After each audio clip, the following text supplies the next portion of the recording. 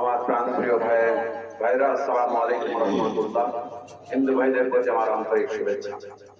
প্রিয় ভাইরা আমার, আমাদের এই দেশ 18 কোটি জনতার দেশ।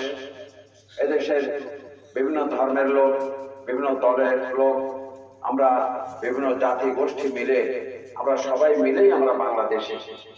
প্রিয় ভাইরা আমার, আমাদের দেশ এক সময় নাম ছিল পূর্ববঙ্গ।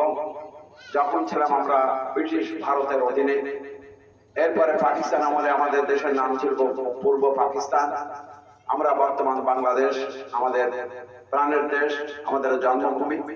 এই দেশটা যদি আমরা ভালো রাখতে পারি, ভালো করতে পারি, ভালোভাবে যদি এই দেশটা পরিচালিত হয়, তাহলে সকলে মিলেই আমরা শান্তিতে বসবাস করতে পারব। প্রিয় ভাই আমার, এদেশের ভালো মন্দ করা রাখার দায়িত্ব এদেশের জনগণেরই।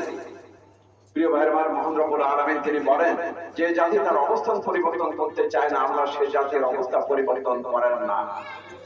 এ কারণে আমাদেরকে ভাবতে হবে, আমাদেরকে চেষ্টা করতে হবে, আমাদেরকে চাইতে হবে, আমাদেরকে তার জন্য পরিশ্রম করতে হবে। প্রিয় ভাই আমার, আমাদের দেশের সমস্যাটা কোথায়? আমাদের দেশের সমস্যা হলো দুর্নীতি। আমাদের দেশের সমস্যা হলো যে এদেশের সরকার যারাই এসেছে, যারা দেশ পরিচালনা করেছে, দেশ পরিচালক যারা ছিলেন, তাদের ভাগ্যের উন্নয়নের জন্য তারা ব্যাপকভাবে প্রচেষ্টা চালিয়েছে। জাতি গঠন, দেশ গঠনে তাদের ভূমিকা কাঙ্ক্ষিত নয়। প্রিয় ভাই আমার, আমরা যদি এদেশ গঠন করতে চাই, তাহলে এমন একদল লোককে নিয়োজিত হতে হবে, এমন একটি দলকে দায়িত্ব দিতে হবে, যে দল এই দেশ গঠনের ক্ষেত্রে তারা ভূমিকা রাখবে।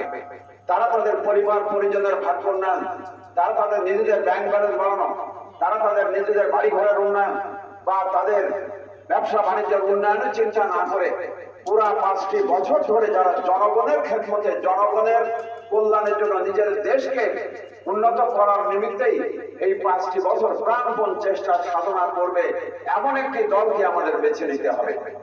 প্রিয় ভাইরা আমার, আগামী ফেব্রুয়ারি মাস 26 সালে এখানে জাতীয় নির্বাচন অনুষ্ঠিত হবে।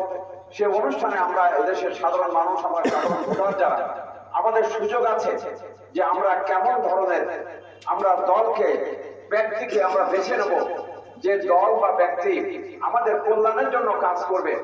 এইটা সে সুযোগ কিন্তু আমরা পাবো। প্রিয় ভাইয়ের আমার, বাংলাদেশ জামাত ইসলামের পক্ষ থেকে জামাতের একজন নগণ্য কর্মী হিসাবে আপনাদের কাছে আমি জামাত ইসলামীকে উপস্থাপন করতে চাই যে জামাত ইসলামী আগামী দিনে এদেশের সরকার গঠন করতে আগ্রহী।